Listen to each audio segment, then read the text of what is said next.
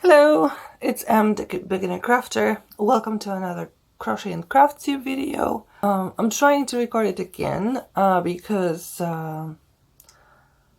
when I recorded it last time, somehow my phone flipped the screen, kind of. I mean, when I'm recording this, I see it normally, like this is how it should be, the right way up.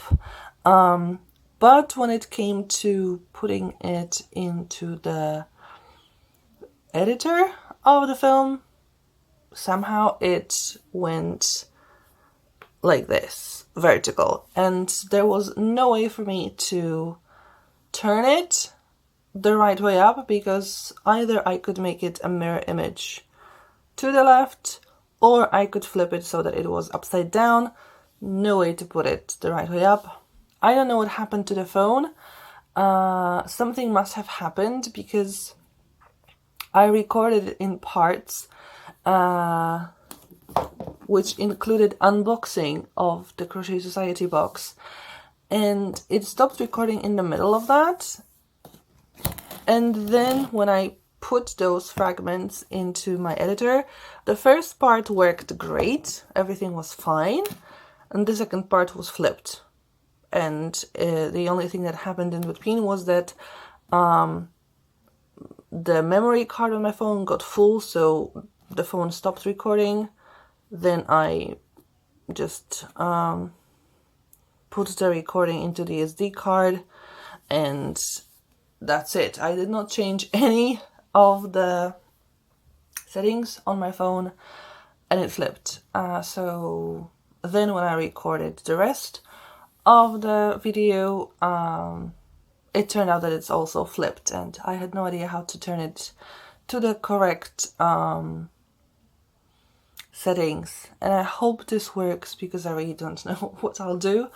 Unfortunately, I can't redo the unboxing again, because I've already opened it, so I won't be as surprised and as excited about it the second time around. So I'll just show you something that I was most happy with, and this was this box.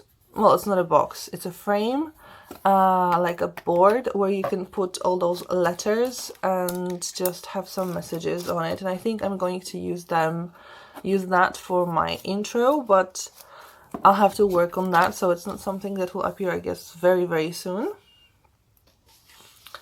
And the yarn was very pretty as well, and it smells nice.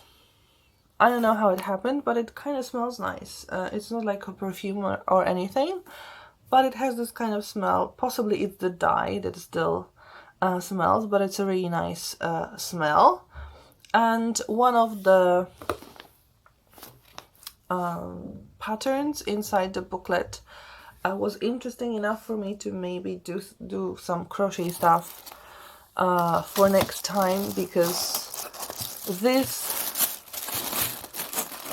these 2 weeks I haven't done anything crochet related again.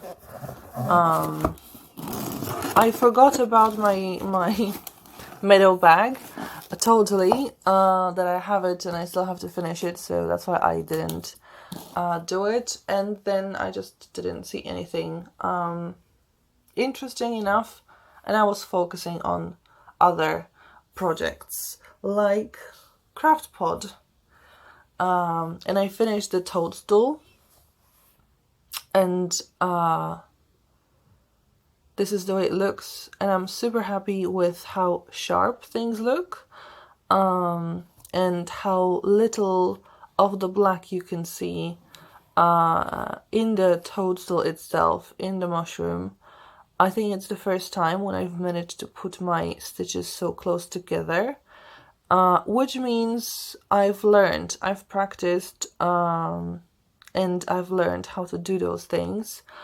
I'm not 100% sure about this orange. I was more worried about it before, but I think just the contrast is a little too big.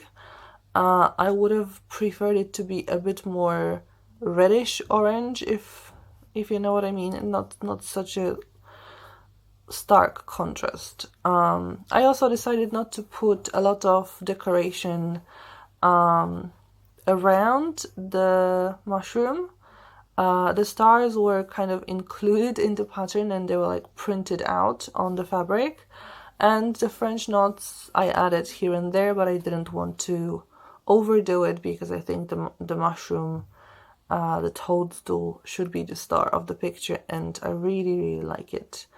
And this is Autumn Box 2020 finished. Then I started Winter 2020 Craftpod, and I've got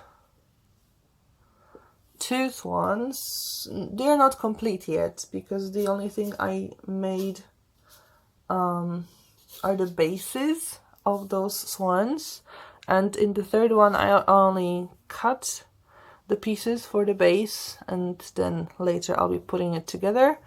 And I've got those wings and neck parts. So this is like they're going to stand like that. I didn't do it exactly as the pattern suggests, because the pattern suggests that you start with sewing the necks together and then you pause and then you make the base. And I thought it was a real waste of thread, because when you pause the swan, you leave the thread in. So for the base, you need to use another thread. And it's just a lot of cutting and rethreading, and you know how I hate that. So I decided to make the bases first and then sew those swans together. So what I have left to do is this one base, then sewing those swans together and embroidering the wings, because that's also something that's left. And then from Craftpod Winter 2020, I'll have the embroidery to make. So that's the only thing left. And I'll be up to date, because the March craft pods haven't been sent out yet because it's not yet March, and they usually come around when the season starts, and the season starts, you know, in the second half of March. So I may finish the whole winter craft pod of 2020 before the next one comes, although I won't be pressed for time, because even if I have this embroidery left, although I think it will only be partially not done by the time the spring box comes, then you know, it's nice to have something else to do, because there are usually 2 projects, and even if you spend the whole month on one project, and I've had a few projects when it took me an evening, 2 evenings to finish, so they can be very, very short, but even if I, you know, divide the work and spread it for the whole month per project, there's usually 3 months between the boxes, so I'll have nothing to do for the month. So I got really up to date. I remember I started with, I guess, 1.5 years, maybe not so much, but about a year, over a year of being behind the boxes, and now I'm basically up to date because it's still winter, so I'm still on the right track. And the other craft that I was doing was knitting, and it is the Twisted Roots MAL by Scheepjes. I can't believe that this is something I've made. I'm super proud of it, because this is the first time when I'm really knitting something, and it's going really well. Fingers crossed it stays that way. But it's you know, not as annoying anymore as it used to be. I don't drop so many stitches, I don't make so many mistakes. They happen from time to time, but I kind of learned how to avoid them so often and how to correct them if they happen. I use lifelines so that if I need to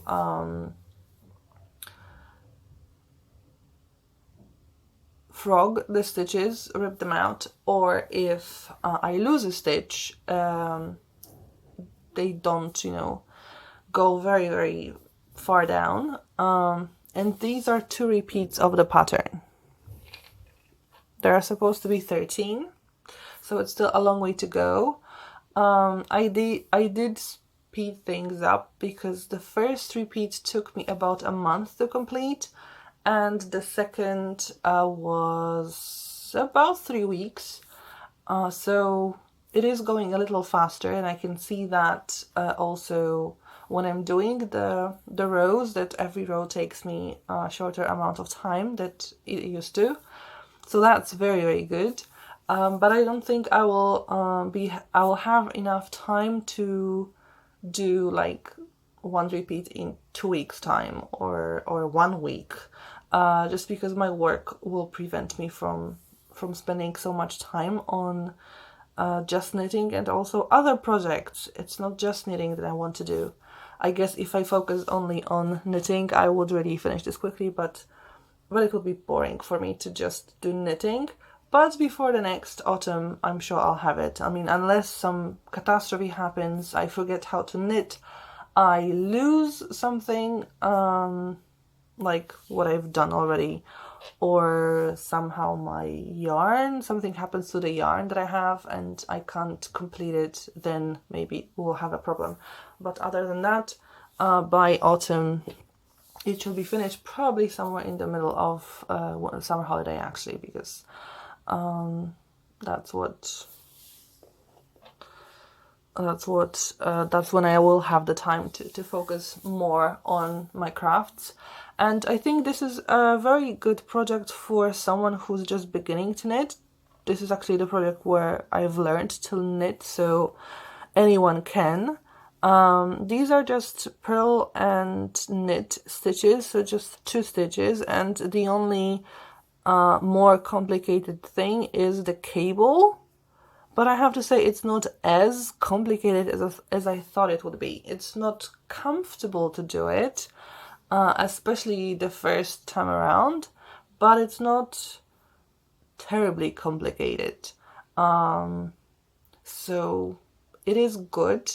It has this kind of, you know, variation, so you see the progress and you see it's interesting, so that's very good for beginners. The only bad thing about it is that it's so long, so you don't finish the project very, very quickly. Although I know people who, you know, made this scarf basically in the few days after the MAL started, but I guess they were more experienced knitters, or they could just focus more time on it.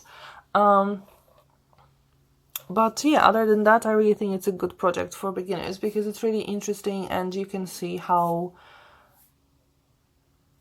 amazing things you can do, even if you're only just learning. So that was a really great idea to do it. My aunt talked me into trying, so thank you, aunt.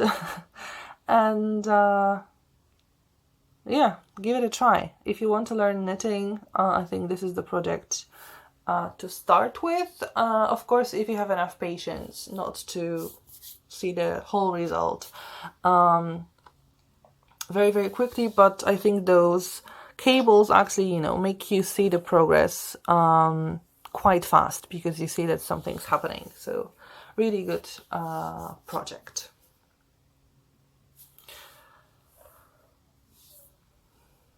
Okay, for today that's it. I haven't worked on any other project, and I think this project will be something that I will be showing you every Crochet and Craftpod video because I will be making progress on it every now and then.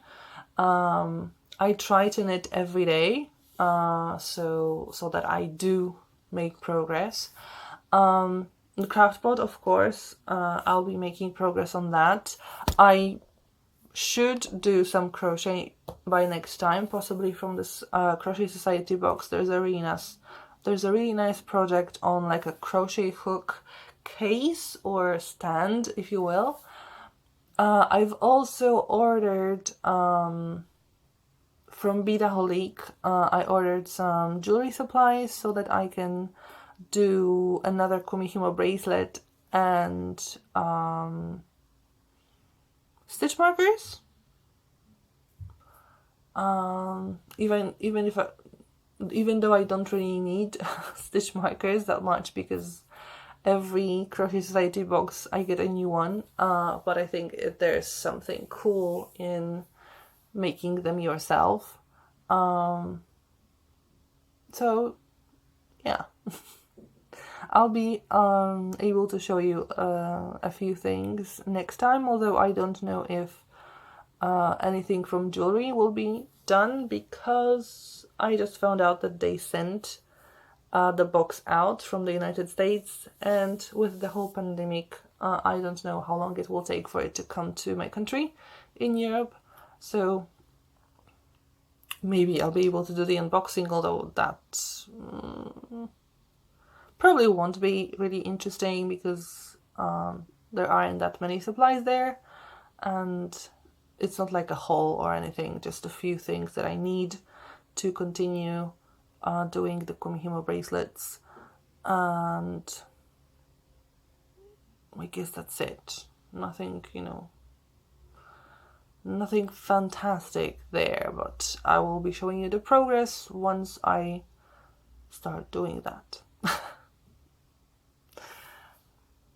Okay, if you've liked the video, please give it a thumbs up. It helps a lot to see that. And if you want to see my progress on the knitting, on the craft pods, on other crafts that I do, and also on cross-stitching or planning in my Happy Planner or budgeting, consider subscribing to my channel, because then you'll be notified that I've made a new video, and I guess you'll be able to read my notes that if something happens, I'll have to postpone the video or something. And thank you for watching. Hopefully see you next time. Bye!